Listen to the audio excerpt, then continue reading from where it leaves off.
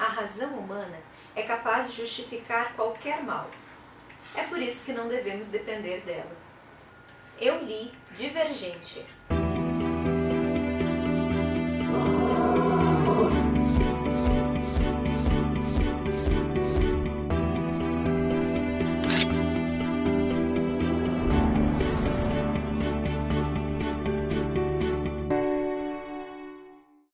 O livro Divergente faz parte de uma série de mesmo nome, escrita pela Veronica Roth e publicada nos Estados Unidos a partir de 2011. A história de Divergente se passa na cidade de Chicago, num futuro distópico, após uma grande guerra que dizimou boa parte da população. Depois desse conflito, a sociedade ela é dividida em 5 grandes facções, sendo que cada uma dessas facções combate uma fraqueza que para eles é a raiz, é a causa da maldade humana. As facções são a amizade, a franqueza, a erudição, a abnegação e a audácia. As crianças desse mundo, elas crescem na facção dos seus pais, sendo que aos 16 anos elas podem escolher entre permanecer nessa facção ou ir para alguma outra comunidade. E para ajudá-las nessa escolha, o governo ele disponibiliza uma espécie de um teste de personalidade. É nesse contexto que vive a protagonista do livro, a Beatrice, ou Tris, como ela vai ser chamada ao longo da história. A Tris ela cresce na facção da abnegação, mas ela sempre se sentiu deslocada nessa sociedade. E para piorar a indecisão dela sobre a escolha da facção, o teste que ela realiza resulta inconclusivo.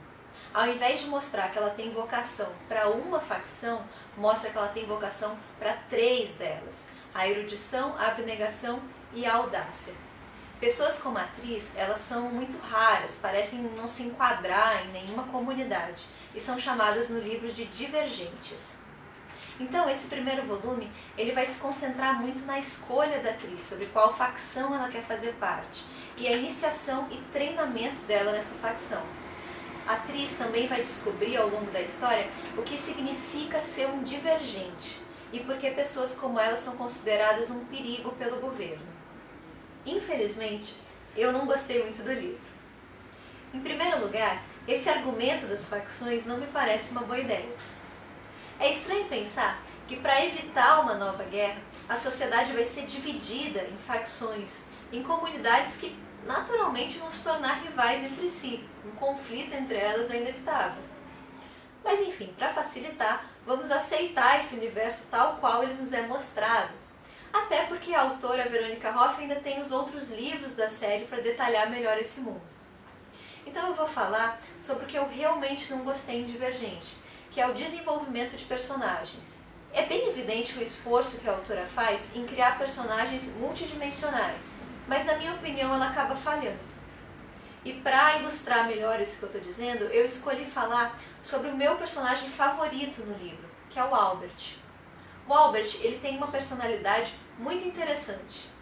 Apesar do narrador nunca ficar muito próximo a ele, nós sentimos que tem algo muito importante, muito instigante acontecendo com esse personagem. Nós ficamos esperando o crescimento dele, as mudanças.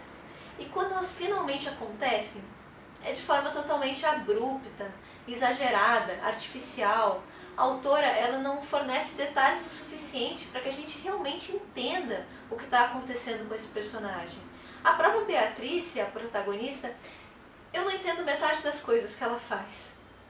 Por exemplo, ela precisa esconder de todo mundo que ela é um divergente. Isso é um segredo absoluto. E ela tem uma determinada característica que dá bastante bandeira, que quase revela o que ela realmente é. É uma atitude que ela toma durante o treinamento. E ao invés de ela parar de fazer isso, dela assumir uma outra postura, ela vai repetir essa ação ao longo de toda a história. Eu não posso dar muitos detalhes, porque senão eu vou acabar revelando um spoiler, mas digamos que eu tenho bastante dificuldade em acreditar que ela realmente tinha vocação para erudição. E para finalizar essa crítica não tão positiva desse livro, eu não gosto da forma com que a Veronica Roth escreve.